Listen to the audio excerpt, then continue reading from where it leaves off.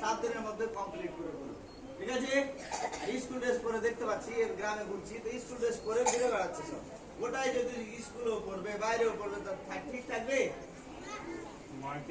School dress কালকে থেকে must পরিষ্কার করে থাকবে, চিরুনি করে আসবে, চুল সুন্দরভাবে কেটে সিধা করে আসবে, সবকিছু দেখা হবে। ঠিক আছে, নখ কেটে আসবে, পরিষ্কার পরিচ্ছন্ন হয়ে থাকবে।